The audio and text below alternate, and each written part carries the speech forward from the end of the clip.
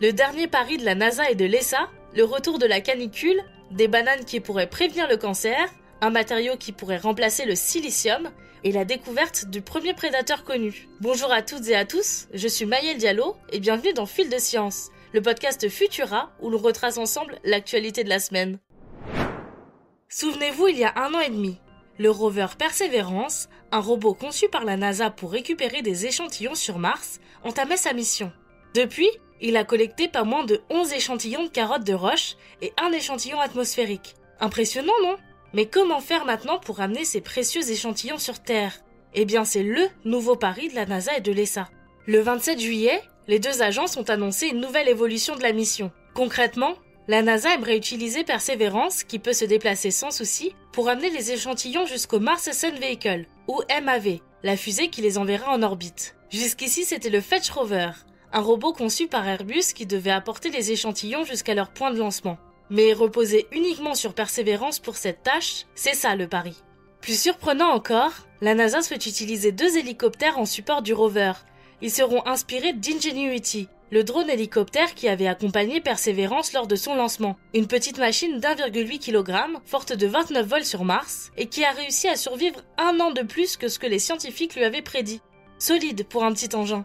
On n'en sait pas encore plus sur les 2 nouveaux hélicoptères de la NASA, si ce n'est qu'ils seront là pour aider Perseverance si celui-ci n'arrive pas à ramener les échantillons à bon port. Une mission robotique très complexe. La collaboration entre la NASA et l'ESA sera totale. La plateforme qui amènera les 2 hélicoptères et le MAV sera équipée d'un bras robotique, fourni par l'agence européenne. Les scientifiques assureront doublement leurs arrières grâce à ce bras robotique. Il pourra, en cas de problème du côté de Perseverance ou des hélicoptères, réaliser une collecte de secours des échantillons. Mais c'est pour quand tout ça ? Eh bien, les échantillons ne devraient pas arriver avant 2033 sur Terre, donc on a encore le temps de patienter. Si la mission fonctionne, elle permettrait l'examen des prélèvements à l'aide d'appareils trop grands et trop sophistiqués pour être envoyés sur Mars. Voilà ce qui nous rappelle des échantillons des missions lunaires Apollo, encore étudiés aujourd'hui grâce aux avancées technologiques. Pour suivre en direct les prochaines évolutions de cette mission martienne, rendez-vous sur Futura. On est à peine remis et remise de la canicule de la semaine dernière que les fortes chaleurs pointent déjà à nouveau le bout de leur nez, et c'est plus qu'inquiétant. Si dans le sud-est de la France, les températures n'étaient tombées que de 1 ou 2 degrés par rapport à la dernière vague de chaleur, dans la plupart des autres régions et dans le reste de l'Europe, on avait accueilli avec joie la vague d'air frais qui nous avait apporté un peu de répit. Mais malheureusement, il est trop tôt pour crier victoire, car un nouveau blocage anticyclonique va apparaître et relancer la canicule pour début août. Il faudra s'attendre à des températures allant jusqu'à 37 degrés autour de la Méditerranée et jusqu'à 30 degrés dans le reste de la France. Météo France n'a pas encore toutes les informations concernant cette nouvelle vague de chaleur, notamment sur sa durée. Mais après les vagues de juin et de juillet, on peut déjà confirmer que c'est une situation exceptionnelle depuis l'apparition des tout premiers bulletins météorologiques. Prenez toutes vos précautions pour cette nouvelle canicule. Hydratez-vous, évitez les expositions au soleil, l'alcool et le sucre et limitez les activités physiques. Ça sonne presque comme un canular, et pourtant, les bananes et d'autres aliments pourraient bel et bien prévenir certains cancers. Après des essais cliniques, les scientifiques précisent qu'un amidon, l'amidon résistant qui n'est pas digéré par l'intestin grêle et est présent dans les bananes vertes, les pommes de terre et les légumineuses, pourrait bien éviter l'apparition de certains cancers chez les patients atteints du syndrome de Lynch. Le syndrome de Lynch, c'est cette maladie génétique qui favorise la contraction de cancers de l'utérus, du côlon et des ovaires. En faisant consommer 30 grammes d'amidon résistant par jour à des patients tests, les scientifiques ont remarqué une baisse de l'apparition des cancers autres que les cancers colorectaux. L'effet est particulièrement visible sur les cancers du tractus gastro-intestinal supérieur, soit l'œsophage, l'estomac et la partie supérieure de l'intestin grêle.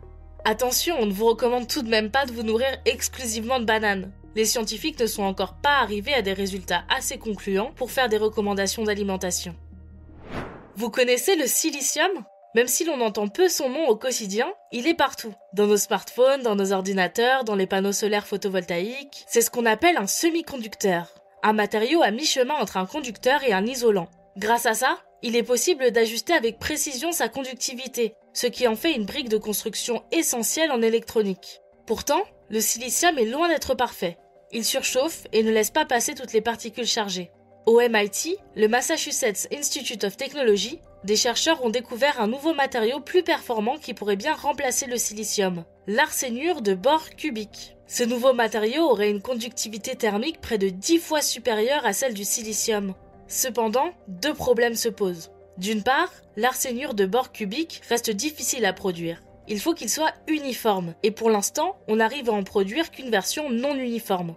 D'autre part, on n'en sait pas encore assez sur sa stabilité sur le long terme. Les recherches sont encore à poursuivre. Et pour finir, un peu de paléontologie. Un fossile vieux de 560 millions d'années a été découvert par des chercheurs britanniques. Et ce serait le tout premier prédateur connu. Cocasse, il est appelé Aurora lumina attenboroi, en hommage au scientifique et naturaliste David Attenborough. Il aura fallu 15 ans pour identifier cette créature de 20 cm de haut qui s'apparente à une méduse, enfin sans vraiment y ressembler. En plus d'être le premier prédateur connu, c'est également le premier exemple d'organisme avec un squelette. D'après la docteure Frankie Dunn, auteure de l'étude sur cette découverte, l'organisme aurait également eu des tentacules qui s'agitaient dans l'eau pour attraper de la nourriture, comme les coraux ou les anémones de mer. Les images de cette surprenante créature et tout le reste de nos actualités sont à découvrir sur Futura. Et voilà pour cette semaine. Merci d'avoir suivi cet épisode de Fil de Science.